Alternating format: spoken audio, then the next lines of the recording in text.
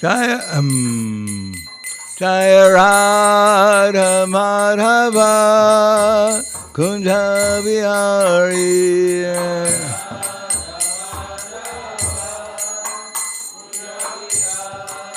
Jaya Radha Madhava Kunja Bihari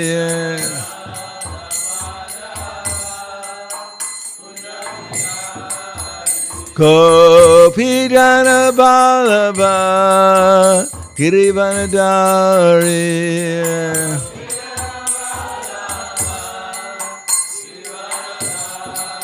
Gopi Jana Vallabha Girivanadari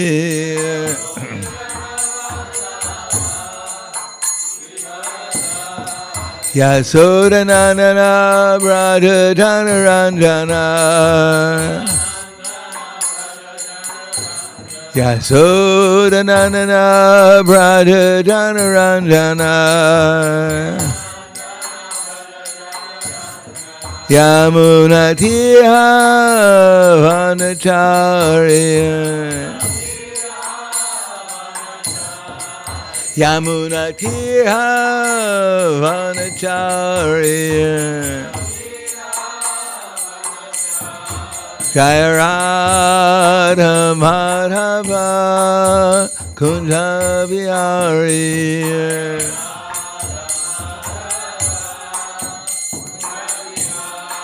Jaya Radha Madhava Kunja Bihari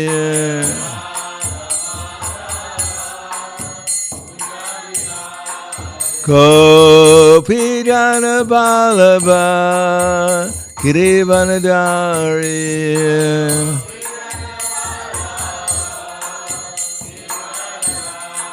Gopi Jana Vallabha Girivanadari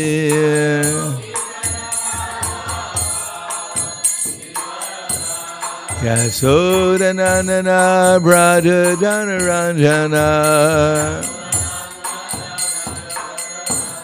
Yasodanandana Radha Ranjana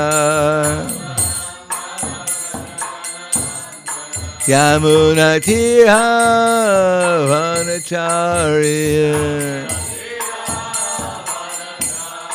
Yamunatiha Vanacharya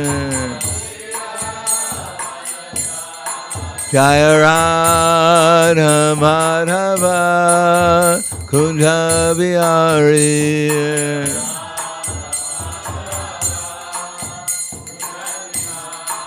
Jaya Radha Madhava Kunja Bihari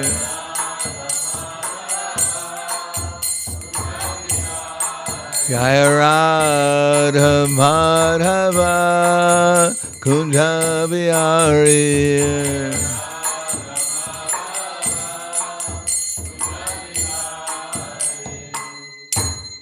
Jaya Vishnupad Paramhangsa Prabhadakacharya Asadhara Sadushi Shriman His Divine Grace Shalasi Bhaktivedanta Swami Raj Srila Prabhupada Ki Jai Gaur Premanande Haribol Slava Zabrani Bhakta Slava Shri Guru Shri Grangi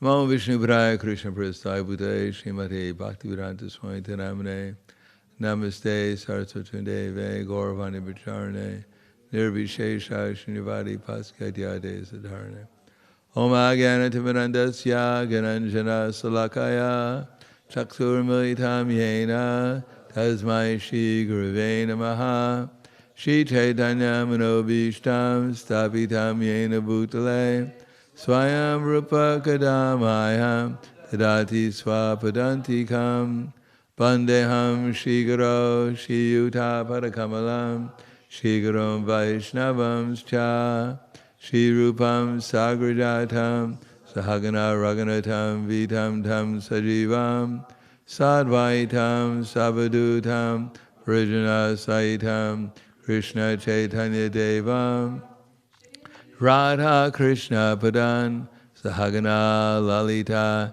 Shri Visakhan Svitamscha, Hey Krishna Karna Sindhu, Dinabandho Jagatpate, Gopesha Gopika Kanta, Radha Kanta Namostute, Tapta Kanchena Gaurangi, Radhe Vrindavaneshwari, Prishubhanu Sutta Devi, Pranamami Hari Priye, Vanchakapa Trubhyascha, Kripa Sindhu Vyevacha, Patiranam Pavanebhyo Vaishnavebhyo Namo Namaha. Shri Krishna Chaitanya Pranityananda Shri Advaita Gadadhar Shivasati Gaura Bhaktivinoda Hare Krishna Krishna Krishna Hare Hare Hare Rama Rama Rama Hare Hare Om Namo Bhagavate Vasudevaya Om Namo Bhagavate Vasudevaya Om Namo Bhagavate Vasudevaya. Srimad Bhagavatam, Canto 10, Chapter 14, Brahma's Prayers to Lord Krishna, text number 48. Adyanena Mahavyalo Jashoda Nanda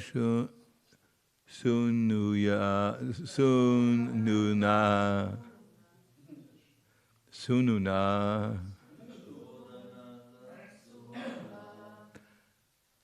Ato Vita Vayam Chasmad Iti Bala Vraje Jagu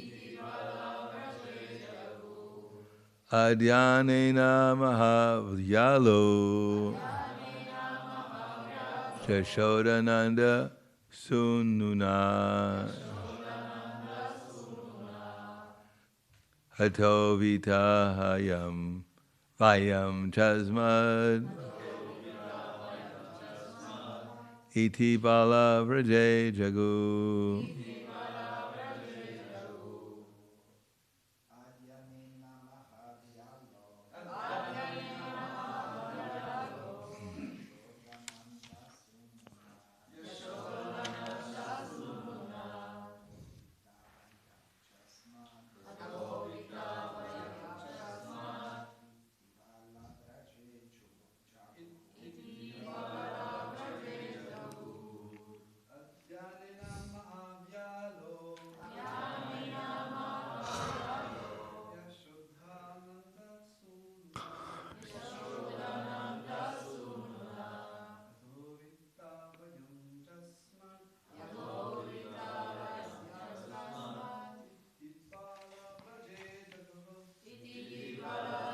Jagu.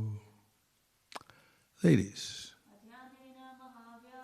Adyanena Mahavyalo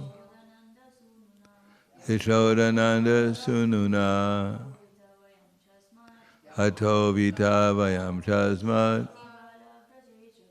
Iti Bala Vraje Jagu Adyanena Mahavyalo Yashodananda Sununa Ato Vita Vayam Chasmad Iti Bala Vraje Jagu Adya today Anena by him Mahavyala a great serpent Yashoda of Yashoda, Nanda and Maharaj Nanda, Sununa by the sun, Hataha has been killed, Avita have been saved, Vayam we, Cha and Asmat from that demon.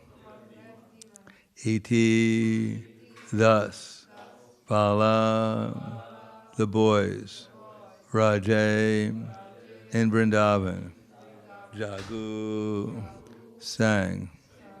Translation and purport by His Divine Grace, A.C. Bhaktivedanta Swami Srila Prabhupada.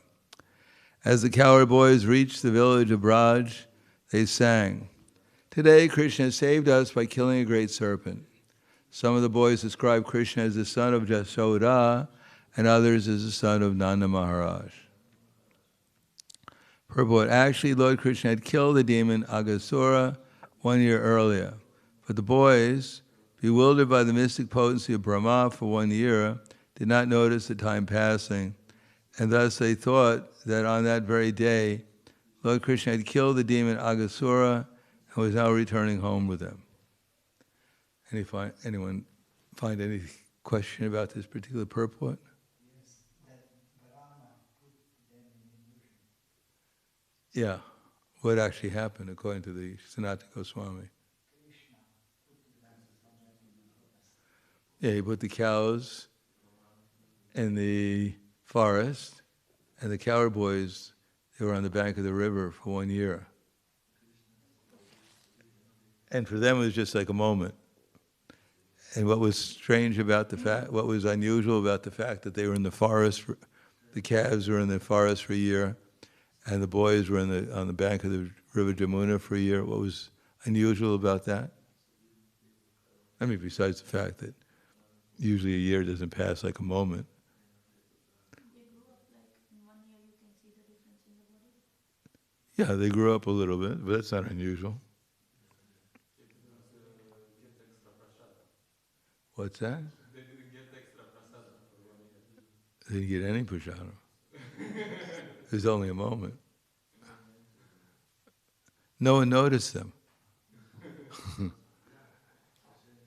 Even the residents of Vrindavan, they went to the forest sometimes, but they didn't see the calves. And sometimes they were bank of the Jamuna, but they never noticed the cowherd boys. And how many cowherd boys were there approximately? How many calves were there? That Arbuda, Sankhya, billions of calves, and no one noticed them. And there were many, many thousands and millions of cowherd boys, but no one noticed them either. So that was quite unusual. That's Krishna's mystic potency. Just like we don't notice time passing sometimes. And sometimes time goes really slow. That's all Krishna's mystic potency. Sometimes a moment seems like 12 years, and sometimes 12 years seem like a moment.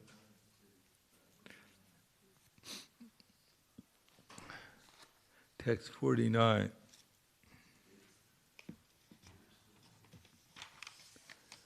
King Parikshit said, "O Brahmana, how could the cowherd women have developed for Krishna, someone else's son, such unprecedented pure love they've never felt even for their own children? Please explain this." Shukadeva Goswami said, "O king, for every created being, the dearmost thing is certainly his own self. The dearness of everything else, children, wealth, and so on, is due only to the dearness of the self."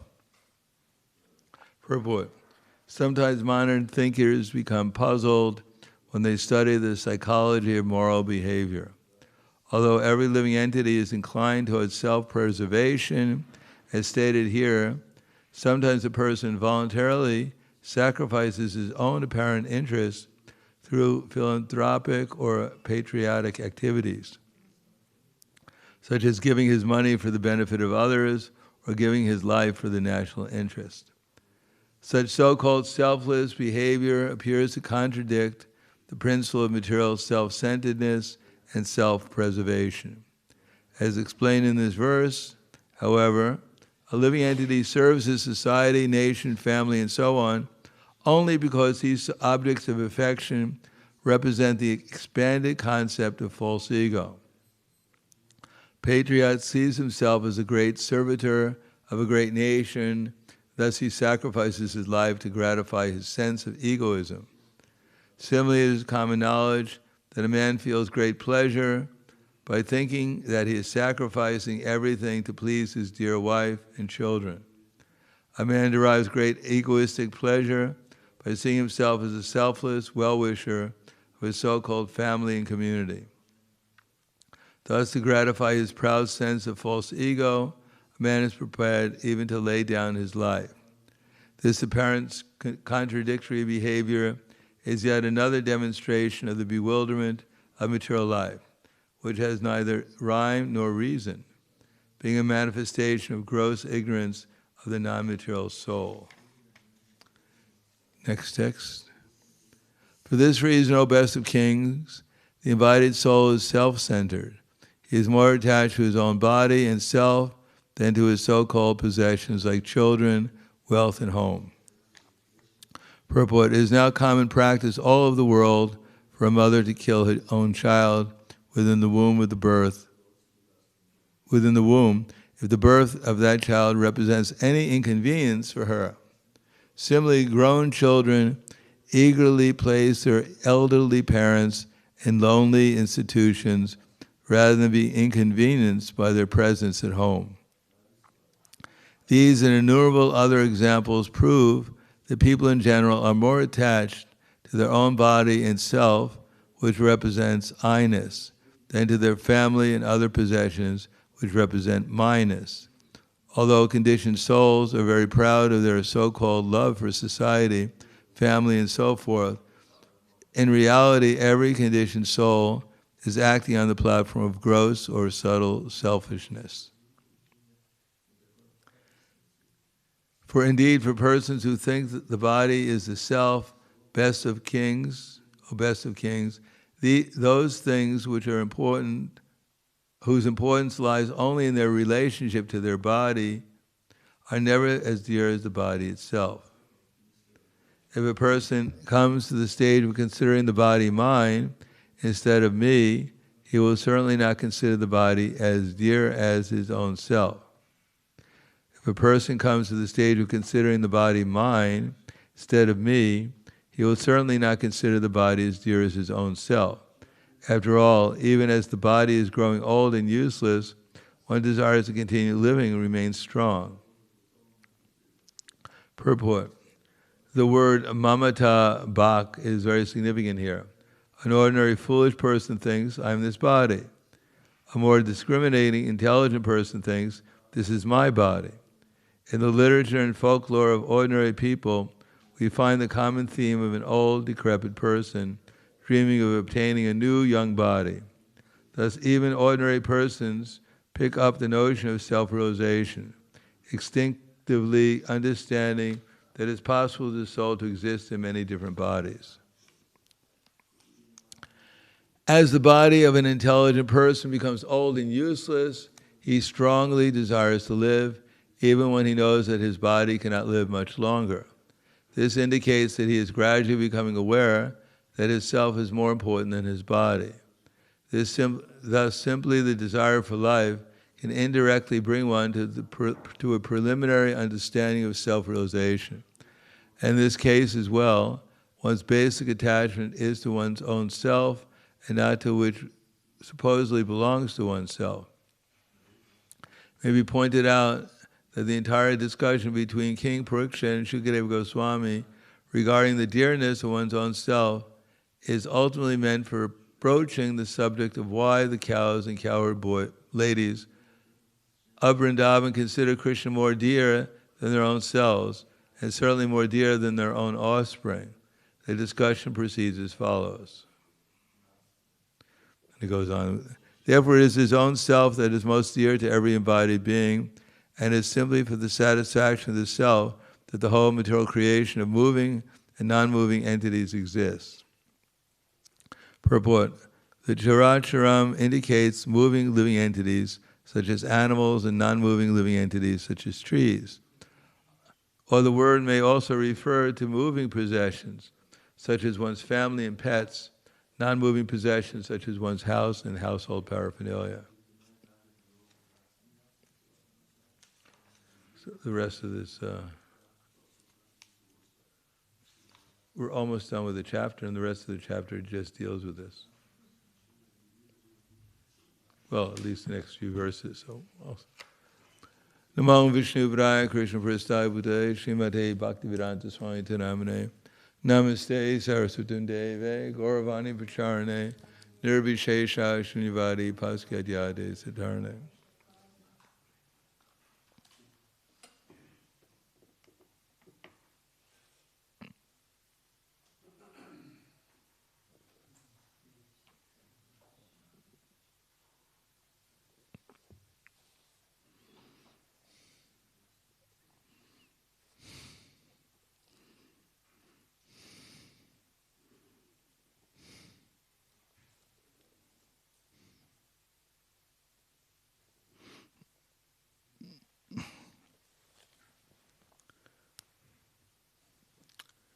This is an important concept to understand what motivates ourselves, because what motivates ourselves motivates our desires. The material existence is born out of false ego. After the Mahatattva manifests the material world from avyakta to prakriti to Mahatattva, the first manifestation is false ego. And the living entity, when he's put in the material world, it's not that he's forced to have a false ego, to accept his false ego. As a matter of fact, we don't have to accept our false ego, at least not in the human form of life. It is said everything begins with hearing. If we hear the glories of gratifying our senses, then we become interested, curious. As they say in English, curiosity killed the cat. Did they have that in Slovene? Curiosity killed the cat. It's a proverb. You've heard that before? I don't know what it refers to. Do you know what it refers to?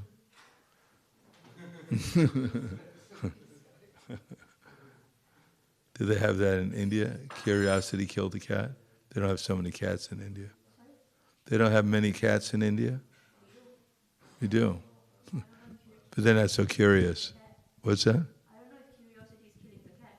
No, there's some cat was interested in something, and he went for it, and he got into trouble. Same thing for us.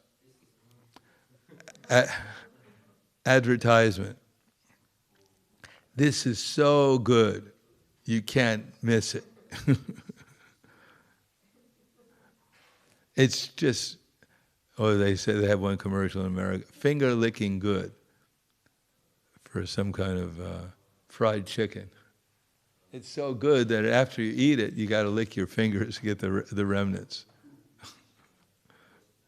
So people think, well, if it's that good, let me try it out. And at least the advertisement is very good, but the product may be terrible. The advertisement is quite good. And out of that, then we become interested. When you go to a store, when you go window shopping, hopefully not in Harinam, when you're there and you look in the store, everything looks so good. They don't have an old man or old woman in the store with gray hair and wrinkles all over them advertising for a dress. Some old lady in a miniskirt, 90 years old. No, they have a young, beautiful girl, and then one thinks, well, that fits me.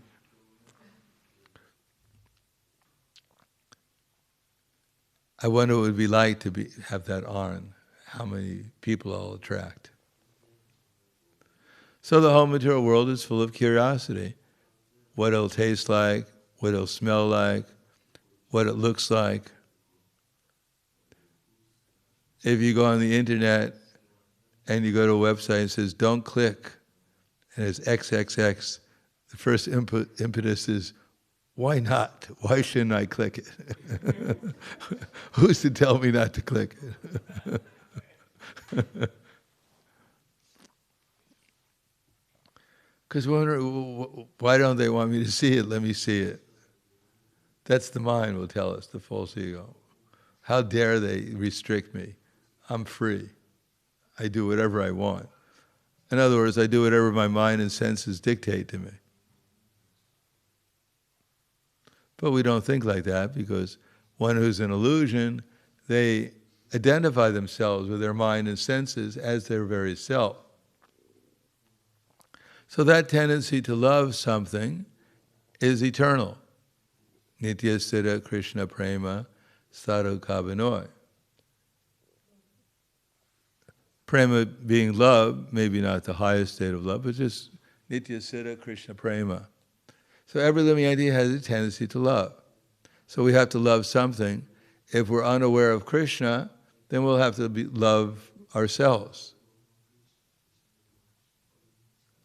In fact, we love ourselves eternally. Now, people may seemingly hate themselves, but they don't have to hate themselves. They hate their bodies, or they hate other people because they don't think it's serving themselves properly. Just like if you're in intense pain and you commit suicide, it's not a hatred of yourself, really. It's out of hatred for your body that's causing you so much pain. It's out of hatred for the soul. We always are self-centered eternally. The question is, we have to give our love to something. There's a tendency to love something in order to enjoy ourselves. Therefore, we have a choice. Either we can love the material world, beginning with this gross and subtle body, or we can merge in Brahman and just sit there loving ourselves. But that's not very interesting, especially in Brahman. Or we can find something to love which is actually much more pleasurable than ourselves, as we'll go over. Loving ourselves, I love me, I love me. As people nowadays have become very self-interested, you go everywhere, people have their camera turned towards themselves, wherever they are, and taking pictures of themselves, who they think of themselves. Selfies, they call it. That the sun rises in the morning to shine on me, and at night takes a little rest before it comes back the next morning to shine on me. But the whole world revolves around me, this body, to make it comfortable and happy and pleasant. And the world is good. It's a good world when things are going my way, and there's evil in the world when things are not going my way.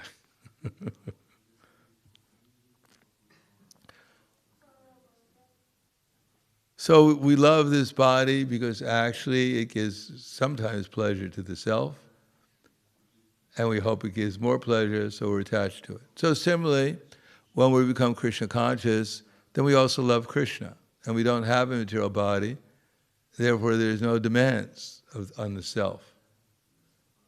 The self has no material demands to eat or sleep or do anything, and therefore the love is selfless, because there's nothing to fulfill other than just to love Krishna. But the more one loves Krishna, the more one gets pleasure. But the nice thing about Krishna is that all he is pleasurable. All he is sweetness. If you enter into cotton candy. Anyone ever here have cotton candy? The pink. Is there any difference between the pink and the blue one? Yeah, pink one. Sometimes they have blue ones, and if you can taste the dye, then there's a difference. Anyhow, anyone here, you know what cotton candy is? Yeah, just blown up sugar. And you eat it, it's like eating air, sugary air. But if you're in a room full of cotton sugar candy, then all you can taste is sweetness. You may get tired of it after a while, but that's all there is sweetness. So Krishna is just sweetness. So when we focus our attention on this body, and focusing our attention means that we're beginning to be willing to give our love. In other words, we focus on our attention on things that we hope to promise us.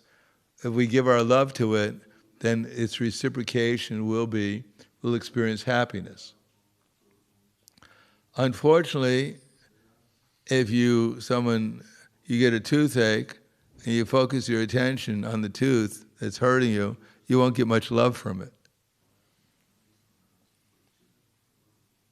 If you focus your attention, you get a broken leg and you focus your attention on it, you don't get much love back from the broken leg. You get a lot of pain. But if we focus our attention on Krishna, all you can get back, if we do it in the proper consciousness, because Krishna is all sweetness, and even Kamsa, when he focuses attention on Krishna, what he got was sweetness in one sense, but he also experiences intense fear of Krishna. Or Shishupala's intense enviousness. So that's not so sweet, material consciousness. Although Krishna is sweet, just like when Bakasura swallowed Krishna, what did Krishna taste like to Bakasura? Bitter. And so what did he do? What's that? He spit him out. It's like you get this sweet prasadam, a glubdaman, and you put it in your mouth and it tastes extremely bitter, and you spit it out. So is it the fault of the glubdaman, or the fact that you're sick, therefore you have everything tastes bitter to you? So Krishna is intensely sweet, and for one who's actually sweet also, his consciousness is sweet, then he can relish Krishna's sweetness. And when our consciousness becomes bitter, everything becomes bitter. Not because everything is bitter, but because we're experiencing our bitter consciousness. So why don't we just give it up? Why don't we just give up because we like our bitter consciousness. We feel good about it. We feel that actually I have a good right to be bitter, and I'm going to suffer. And everyone who comes in contact with me is going to suffer too by my association. Get what they deserve. And so we come in contact with people, and people flee, and they think, well, why are they fleeing from me? That's because they did something wrong. So they must be guilty. But actually they're fleeing from us because we're bitter. Just like Prabhupada mentioned some policemen there, and then someone was running away. So Prabhupada inquired, well, why are they running away? He said, because they see I'm a policeman, because they're probably thieves. That's why they run away. The policeman is not there to arrest them, but because they're guilty, they feel guilty, therefore they become fearful and run away. So the aim is how to ignore our material conceptions, our material consciousness, our material mood, and focus our consciousness on Krishna, and then try to give our love to Him. How to ignore our material consciousness, and therefore become free from the entanglement of material existence. So that's what our whole philosophy is about. How not to take seriously our minds. So that's very difficult because of our false ego. Because of the false sense that I have something to accomplish in this world. There's something that's going to make me happy. And therefore I can't give up the material world. And because then I'm giving up what I think is going to make me happier than if I become Krishna conscious. So that's what the false ego tells us. Don't focus your mind on Krishna. Don't give up your anxiety, your feelings. Don't give this up because they're promising something in the future that may not exist. But if you keep entangled in the material consciousness, all your attachments and aversion, then you're going to get an ice cream cone and Lidita Govinda starts handing them out on Sunday, and it'll be worth all that suffering you're going through now. Don't give up your material consciousness, because that's all you have, ultimately. Besides that, when you leave your body, you have to leave everything else, your dear ones. The only thing left is your false ego to take you to the next body. Your mind and intelligence and false ego. So I've been accompanying you, the false ego says, Maya says, since time immemorial. So that's hearing. We've been conditioned by hearing about how glorious the material world is and how it's the only hope for happiness. Even if you only get one drop, it's all right. At least you get a drop. Better than nothing. And in order to get that drop, you got to work like a dog. So work like a dog so you can get the drop. And then if you eat like a hog, drop will come. Or if you sleep like a bear, you'll get a drop. And you have sex like a pigeon, you'll get a drop. And if you defend yourself like a tiger, you'll get a drop. So the false ego is telling us, just absorb yourself in the material existence, and maybe someday you'll get 2 drops instead of just 1. 2 drops of happiness.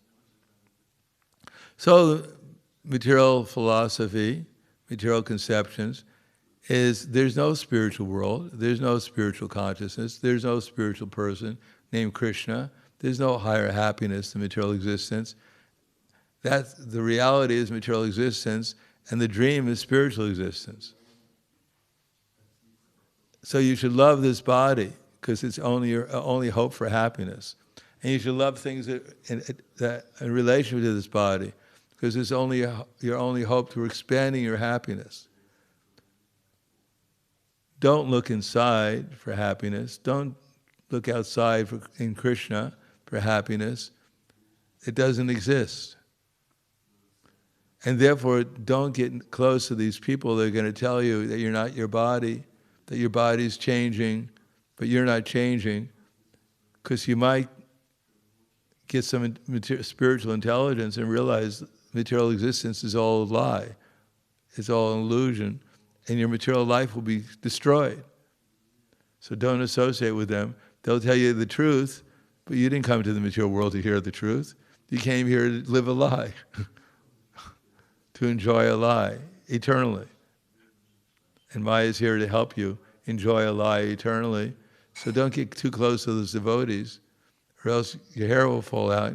You'll be wearing bed sheets on the street. You'll keep on chanting incessantly, Hare Krišna, Krishna Krishna, Hare Hare, Hare Rama. All your material desires will go away, and you'll be left with nothing but bed sheets and a shaven head and some dress. Women don't wear dress anymore because they're men. So we have a challenge. Either we, day by day, moment by moment, either we turn our consciousness to Krishna with the hope that eventually we'll be able to focus our attention and give our love to Krishna, or we remain in the material conception of life, looking forward to the next meal, the next opportunity to sleep, maybe even a little romance, and then to fight like a dog, to defend your conceptions and your possessions and everything else. And then you'll be happy. So that's our choice. So I'll stop there. Thank you. Any questions or comments?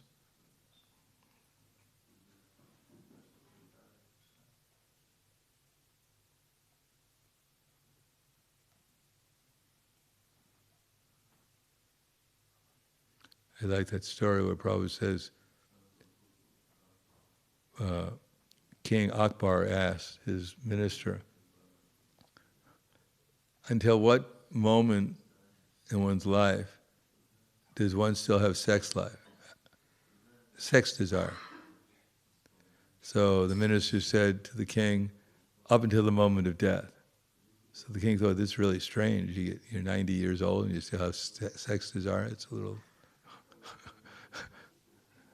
So he said, well, all right, I'll show it to you.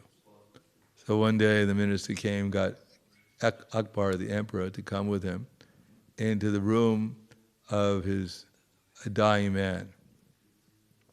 And he said, bring your beautiful young daughter with you. So the beautiful young daughter entered. First the emperor entered. The dying man didn't pay him any attention.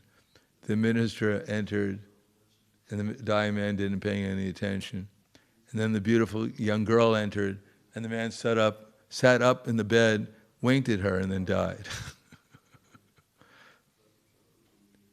So the king said, you're right.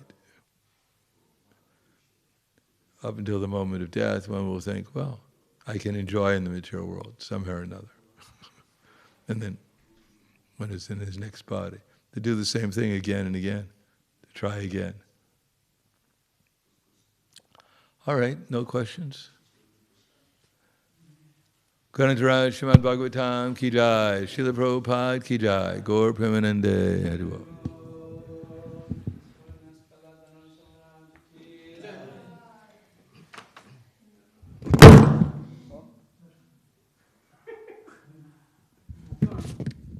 Fallen. As soon as the microphone doesn't chant Hare Krishna, it falls down.